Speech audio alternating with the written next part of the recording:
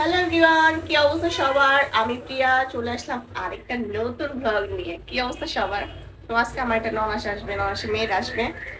তো আমি এখন প্রায় 12টার মতো বাজে, তারা এখন আসে নাই। আমি কতটুকু কমপ্লিট করতে পারছি এটা তোমাদের দেখাইতেছি। কি কি রান্নাম আজকে আজকে রান্না করব, দাঁড়াও দেখাইতেছি ব্যাক ক্যামেরায়। তাই আজকে আমি রান্না করব ইলিশ মাছ দিয়ে, দু পেঁয়াজের মতনই বলে আর কি, গাছের টমেটো দিয়ে। এটা খেতে কে কি পছন্দ করে জানি না, কিন্তু আমার অনেক ভালো লাগে। ডিমওয়ালা ইলিশ দিয়ে কিন্তু এটা বেশি মজা। তো এখানে আমি গরুর মাংস বসায় দিচ্ছি। আমি সাদা রান্না করব, রেজেলা টাইপের, বেশি করে কাঁচা মরিচ দিয়ে। আর এখানে আমি চেপার ভর্তা বানাইছি। আর কিছুই রান্না করব না। চলো কে আসলো দেখা যাক। ননাস আর ননাসের মেয়ে, ননাসের বড় মেয়ে। এটা মূলত তার মেয়ের বাসায় আসছে।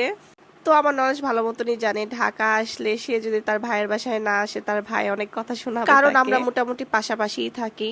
তো আমার ননাস যদি ঢাকা আসে তার মেয়ের বাসায়, তো অবশ্যই আমাদের বাসায় আসা ট্রাই করে। আর আসলে আমাদের অনেক ভালো লাগে। দেখেন এত বড় একটা স্বাদের লাউ নিয়ে আসছে আমাদের জন্য। আর এটা হচ্ছে আমার ননাসের মেয়ের ছাদ বাগানের টমেটো। ননাসের মেয়ে এরকম করে বললেই হয়তোবা তোমরা বুঝতে পারবা, তাই আমি এরকম করি। আর এটা হচ্ছে আমার ননাসের মেয়ের পুচকুটা।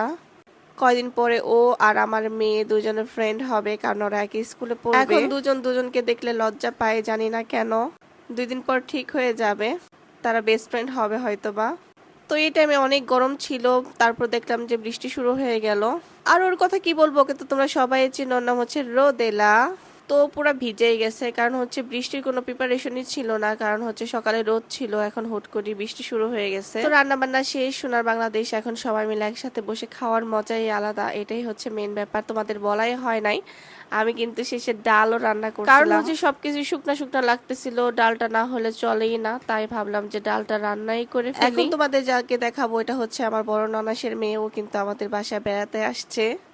তো অনেক লজ্জা পাইতেছিল আসলে, যেখানেই যাক না কেন মামা বাড়ি বা মামার বাসা বেড়াতে অন্যরকম। তোমাদের এখন আমি একটা হাসির কাহিনী বলি। আমাদের ভাত খাওয়া কিন্তু শেষ, এটা কিন্তু সেই যে রোজার সময় ওই সময়কার ভিডিও। তো এটা যে আমি ক্যাপকাটে রাখছি, আমি ভুলাই গেছি, বা এটা আমার এডিটই করা হয় নাই। তো আজকে ফাইনালি যাই হোক, আবারও ঈদ চলে আসতেছে। এখন যদি আমি এই রোজার ঈদের ব্লগটা নাই ছাড়ি তাহলে কি করে হবে, তো আমাকে সবাই অনেক পচাবে। ইফতার খাইতে কে কে পছন্দ করো? আমি তো প্রচুর পরিমাণে পছন্দ করি।